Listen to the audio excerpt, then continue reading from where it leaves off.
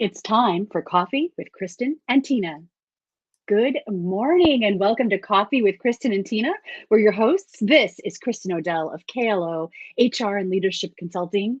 I'm Tina Prigge with Vagabond Creative Studio. We're so happy to see you this morning. Good morning. Good morning. We've got like fall colors. We kind of represent the outdoor views right now.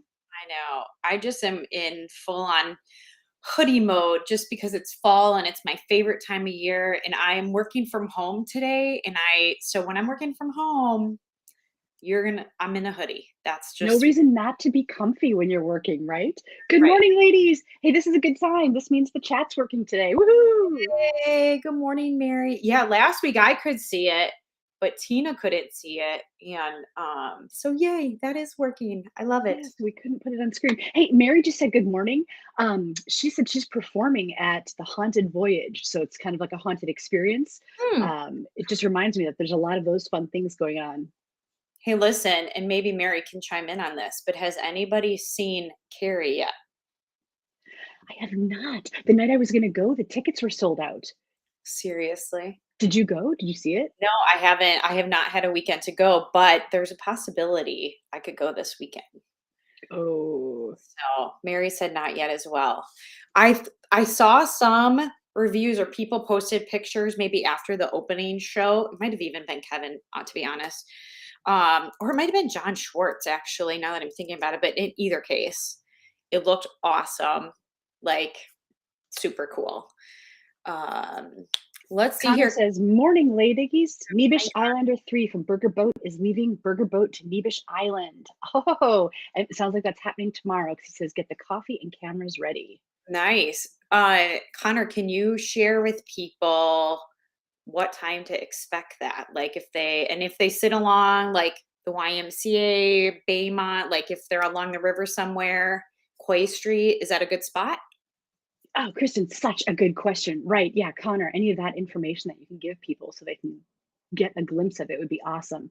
And I had no idea what the Nebish Islanders destination was, but Teak mentioned, oh, hey, I really want to see the Northern Lights. Where can we see the Northern Lights? And then did some research. He's like, I think we need to go to Iceland. I'm like, hold the phone. I don't think we need to go that far away.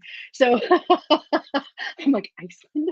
So I was like I looking agree with him. If you're going to go see the Northern Lights, probably Iceland is the best place to go. but it turns out the UP also has some really, well-known places for seeing the Northern Lights. And I don't disagree. I would love to go to Iceland, but the UP is drivable, no passport needed.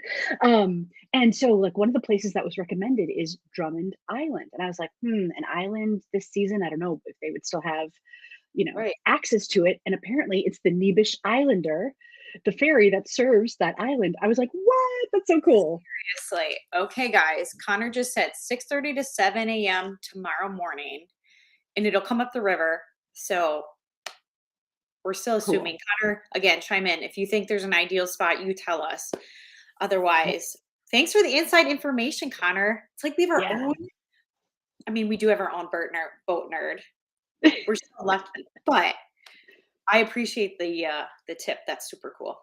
Me too. I appreciate you sharing your enthusiasm for all of the, port information, Connor. It's awesome. I've gotten smarter thanks to you.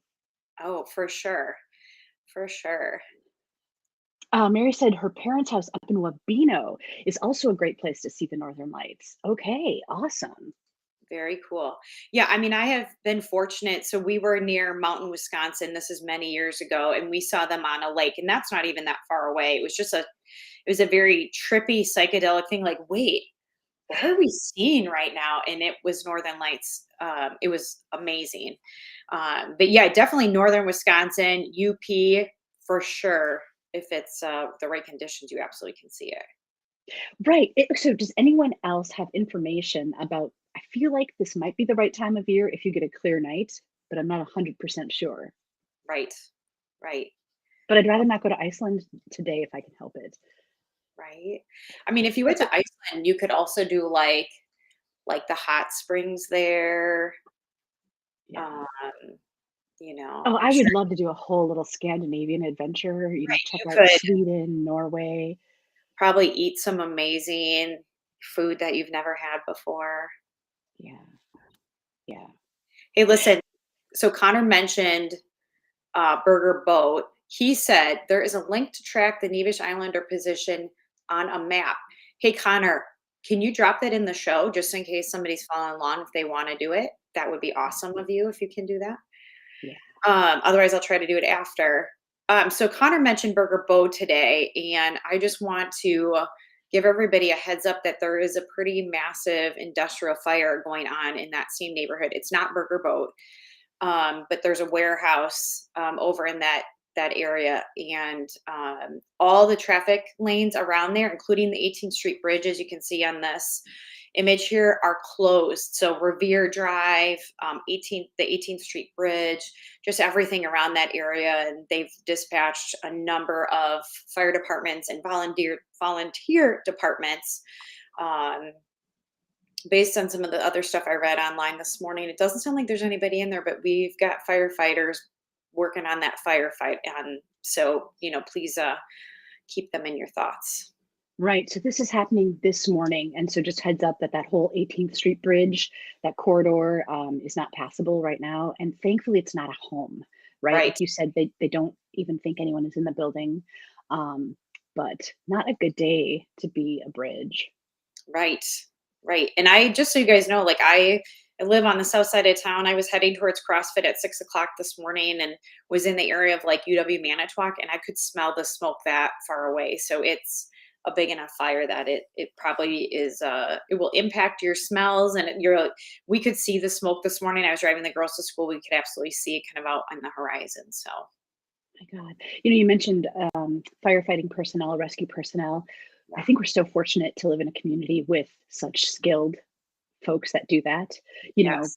what if we didn't, right? Right. Right. And not only that, but I mean, we have a lot of really incredible volunteer departments all around. The Manitowoc County, there's a tremendous amount of these volunteer departments. And so, we drive by both Silver Creek departments, Silver Creek Fire, in the morning, and there were vehicles at both of them. The lights were on. So we know that, they obviously got dispatched out on trucks. So hoping they get that under control and that everybody is okay. Yeah. It just takes a certain love and a certain commitment to your community to dedicate yourself to keeping it safe like that. Right. Um, it just doesn't exist everywhere in the world. And just a Right. moment of gratitude to those guys and gals because we're pretty fortunate. For sure. Yes, Yeah. I agree with that completely. So if you are just getting up and getting around town this morning, that 18th Street area, right down around Holy Family Hospital in that neighborhood, and again, Revere Drive, which kind of goes by the cement company, is all closed down today. So Connor mentioned that the last big fire was 50 years ago when the Yeah. old grain elevator, that's where Red Arrow Products is now, burned. So Connor, we actually covered that fire on the show when my Uncle John was on the show. Yes. Yeah. Nice. Long time ago. So So this is a strange time in history to be a bridge in Manitowoc. So earlier this week, I think it was Monday, I was driving down 8th Street, coming from the south, about to cross the 8th Street Bridge, right? So I turned onto 8th Street and the cars were starting to back up and I went, oh, the bridge is doing something, right? So I got in line and the bridge was like this, right? It wasn't full open, it wasn't closed, it was just like this. And it didn't move and it didn't move. And then cars started peeling out, like doing U-turns to take to, I thought, oh no. And then shortly after that, Kristin, you sent me this picture. So, yes. and it was only a few weeks ago that we were talking on the show about a pickup truck coming the opposite way that was stuck on the bridge. Do you have any idea what happened here? Why it's going through the barricade? I don't. And I wish I could give photo credit to somebody, but I don't even. So this is obviously a drone shot or a security camera. I'm assuming drone. An awesome one, but I don't know who shot it. So if you took this photo, thank you for sharing it somewhere on social media because I was able to grab it. But I don't. It does appear that this work van went through the barricade. And then I'm assuming it looks like those front wheels got hooked right on the lip of where that bridge creases. Yeah. Now, one thing I noticed that's a little bit different, because we've become experts in studying these pictures, is the 10th Street bridge, the barricades are much farther back from where the bridge actually moves or cracks open. And in this case, Oh, especially in this, you can see like the barricades here and the bridge crease where the front tires of that van are stuck is not that much farther away from it. Like if I that's were a guessing, really good observation, Kristen. right, I would guess like it's like 3 feet. So if you blow the barricade, you are already in the region of the bridge that's going to be moving. Where the one that we talked about a number of weeks ago, where the truck was tipped up, that was they were around the barricade and there was a good amount of space. So the other thing Doug and I talked about the other night is in both scenarios of this, it was traffic going in the new direction on the bridge. So it's southbound traffic on A Street and it was northbound traffic Northbound. on the 10th Street bridge. So I wonder if there's something with that as well. But I just yeah, because I've never been aware of this many bridge incidents in such close proximity. Connor, did you say that you figured out what's going on with the bridges? And if you did, let's see. He says, in my personal experience in boat nerding, when 8th and 10th Street were one way, the new direction is always delayed. Um, oh, so the barricade is coming down slower, you're saying. The railing is coming down slower. That hmm. could make sense. Be careful out there, folks. That is not a fun place I to get just stuck. don't like I do wonder about like there's a distinct tinging to the bridge when the bridge goes up. And we had this experience when we were kayaking. Tina was like, the bridge is gonna go up. I just heard it. And she was right. It's a ting, ting. Like there's this very distinct sound when the bridges go up, right? And you may not hear it in your car. I mean, maybe if you're really jamming out in your car, you might not hear it. But right. And then there's additional bells, and there's the barricades have lighting on them that blinks, and there's like a physical barrier. I want to know what is happening at the moments in these vehicles that these things happen. Like, are you just Right. blissfully unaware? What is the decision-making process? And the thing is, I mean, there always was. Connor, is there still a bridge tender that mans the bridges? Because I thought that I would think that if there was a person monitoring it, you would not have the bridge start to move until you knew that it was all clear. I'm laughing at Tim's comment this morning. Tim says, just gun it and jump the span. I say this as a Prius driver, the most nitro of all the hybrids. Tim, I can tell you grew up in the era of Evil Knievel, didn't you? Right. I mean, that sounds like a scene from a movie. I love the inspiration. It's not likely that that's going to work based on what has happened to these vehicles in our review. Okay, bridge tenders are still there, but like again, if they hit the button and the bridge is going, like maybe it's like you can't stop it once it starts. I don't know. Like if people do things that they're not supposed to be doing, I don't know. Yeah, I just don't get it. So if anyone knows, let us know. And please just be really careful and extra cautious when you're out there driving, especially, knowing that the 18th Street Bridge today is impacted. I think 8th and 10th will end up being busier because of that, and possibly Rapids too. Right. Absolutely. Yeah. Hey, this past weekend was so beautiful, Kristen. I think that it may have been, one of my last opportunities to ride my motorcycle. So I got my motorcycle out. I rode 100 miles on Saturday and 50 Oh, more miles on Sunday, and it was just amazing. We live in such a beautiful place. I just crisscrossed and cruised all of these back roads. You had suggested driving Silver Creek West last time. That yeah. was beautiful. I was just blown away. Where was the best spot you went through? It's hard to say. I kept thinking, "Oh, this is the best spot," and then I would turn a corner and I'd be like, "Oh no, this is the best spot." I really loved the places that had like, you know, trees kind of canopying the road, but Yes. you really couldn't go wrong almost anywhere you were because even the fields, whether it was already, harvested down, had a beautiful view, or if the corn stalks were still there, still beautiful. Tim said, "Were you aware that you used to get a nod from the bridge tenders before arrests were made in Manitowoc? This was back in the days of constables, as in 100 plus years back." I don't know if I follow the statement, and I can't tell if you're pulling my leg, Tim. I don't know what to believe. Is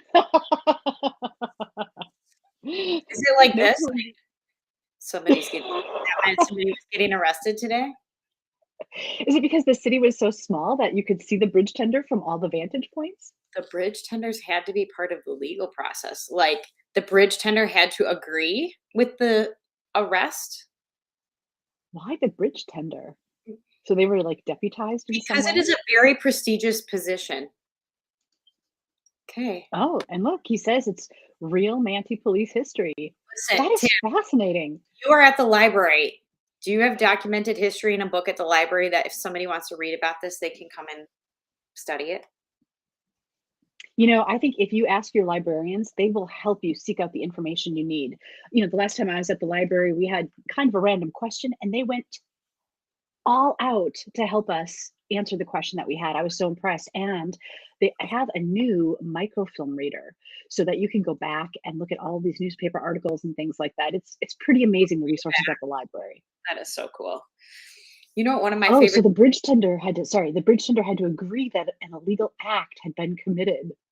That's fascinating. wow. Yeah. Super cool history. Hey, here's something that's super cool. Yeah. I don't know if we've ever talked about this, but did you know that you can this is more pertains to kids, but as a parent, I'm always looking for like reading material that's age appropriate but still like challenging for the girls. You can go to the library and different schools use different max like rating scales and things. Right now, my girls are like rated on the Lexile scale, but you can take a number or the range that your kids read in, and you can say, I'm looking for books like this, and they'll help you find books in their range. Isn't that cool? Yeah. Yeah. The Manitoba Public Librarians are fantastic. You They know, that's where I have my most experience, but I'm pretty sure that Leicester Public Library is fantastic too. I just think we're fortunate here on the coolest coast to have so many amazing resources. oh, Susan. Aw, Susan, thank you so much. You're Listen, too Susan, kind. I did CrossFit this morning. I showered and I'm drinking coffee. That is all I did to get this today. Tina, how about you? It's because I'm so excited to be having this conversation. We are so excited to be having this interaction. Our chat is back online. I mean, this is so fun. What a great way to start a Wednesday. That's Listen, what it's a that's what great makes me day happy. to have a great day. And hey, speaking of the library and their awesome resources, I just saw this post yesterday, and I'm not posting this just because Tim is involved in the chat. We literally had this in the hopper ready to go. This cool picture that you see was printed on the library's 3D printer, which is available to the public. Now you have to get a little training course first. They call it getting badged, Yeah. and they've got link and information about the next upcoming opportunity.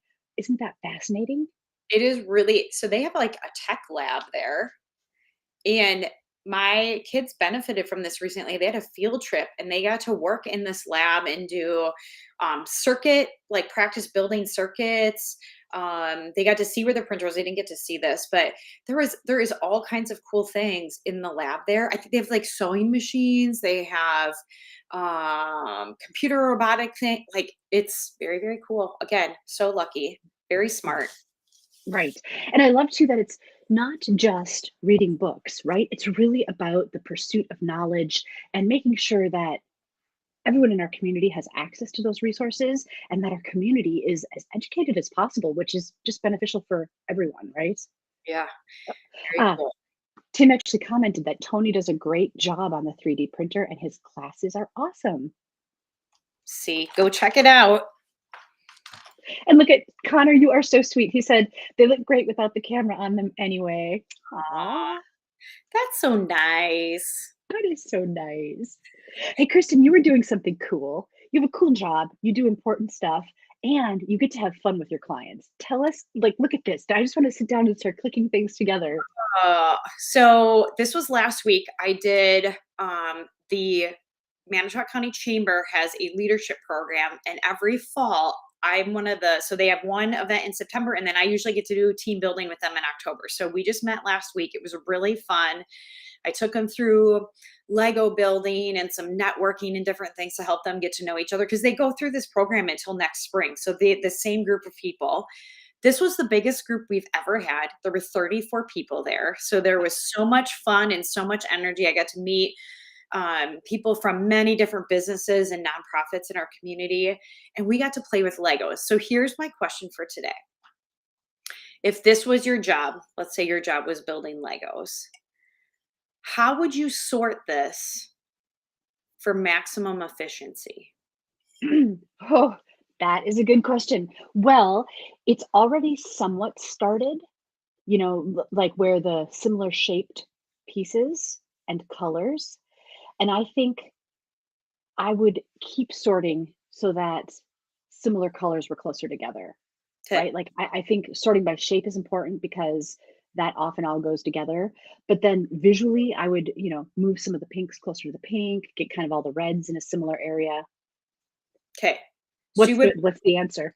you would want by color and then ideally by shape? Shape first, and then, well, matching shape and color first of all. Like, see, like there's a little section of like little white arcs, and then Yeah. there's like some red arcs, and then in the bottom left corner there's like some dark purple kind of ramps. So, That's exactly how I would start. would you want like the archy white pieces? Would you want those white pieces by the other types of white pieces or just by themselves? Right. So I would make kind of that little line of the arches, and then next to that I would go with the next white pieces. Okay. There's no right answer. One of the things we talk about is like, how do you get organized for your work? And so leading up to some of these rounds, there was not necessarily organization in the work.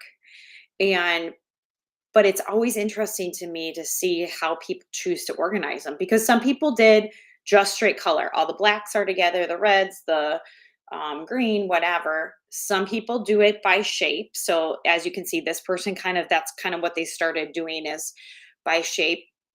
Some people would do it like all the circles are together, all the 2x2s are together, like in this case, like the windows and doors are together. It just, the way that people do it is always a little bit different, and it's so intriguing to me to see how someone can have the same set of Legos and sort and look at the pieces entirely different from somebody else. Right. Right, which is a great insight into how people choose to do their work. And I think you were talking about, um, well, I just got to put up a quote from Tim here. He Yeah. said, "Light sorting goes out the window when it's a specialty build, like a Star Wars vessel or a pirate ship." That's my experience, anyhow. It's Yeah. interesting, Kristin, because Teak just brought home last week 1,000 piece sort of space vessel, and it's like a re-release of some of the vintage Space Guy sets from like the late 70s, 80s. And we have fun doing it together. I'll do the sorting, reading the instructions, while he then, clicks it all together. And it's a super fun process. So my table looks a lot like this. Yeah. Um, but I always keep in mind, you had explained that when you do this team building, that sometimes it's only one person that gets to see the directions, right? And they have to describe to the person, like, take this blue circle, and this blue circle now has to attach. But, and I was thinking about that while we were doing it. I'm like, that would be so hard. Right, right, and like, the level of description and the amount of clarifying questions you ask to be successful is exaggerated a little bit, but really it's what we should be doing every day so that we have clarity and good communication with our teammates, like, and, yeah, so it's just fun, and I think a couple of things. Tim, you're right, those bigger sets, sorting doesn't always make sense, and I would also say if it's brand new, they're kitted, so, like, as you're working on stages, you're getting a kit of pieces that you're working with, and then you're moving to the next kit. So there's benefit. They get a box of Legos, and they're all the miscellaneous ones put together like that. The other thing about it is they're competing to finish first. So there's a time element of this. Like when you're building for fun, you're not racing, there's not a sense of urgency around it. So the sorting is effective in helping them have success from a time standpoint. And then the third thing I would just say is that even though people all sort them differently, they can still end at the same success point, right? Like we had multiple teams finish within seconds of each other, and they all sorted differently. There was always different elements of it that were different, or people described pieces differently, but the end result was the same. And I think that when I think about coaching people, that's what I think about is like, what is the end result we want to get? And how do we allow that person to use their own path to get there? You know what I mean? Yeah. I love that you can take a tool like Lego, something so fun, and use it as that, to learn an important concept like that. Yeah, it's a blast. I have fun doing it every time I do it. There's always laughter. There's always people like the first round we do it and some teams didn't finish and I'm like, we're gonna move on. And they get so mad because they just wanted to finish the build. Like, what? I have to take it apart. I love the emotion and intensity and it inspires by just playing. We just literally were playing. Yeah. Connor is such a wealth of information. He said with the Lego story, the owner founder started the company because his wood shop was going through the depression and he had leftover wood to make toys. And he named it Lego, which in his home country, leg ot means I put together. That's fascinating. Connor, thank you. That is cool. See, look at all these things we're learning today. We're going to be so knowledgeable when we go out into our own worlds after today. It's so true. And I can't believe it that I can't believe we've already talked away a half an hour. How did that happen? It has been fun.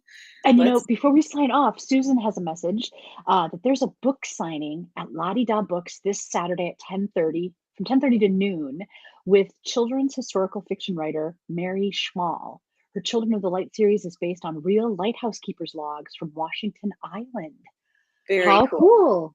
Susan, thank you. That's great. I did not know about that. Great tip.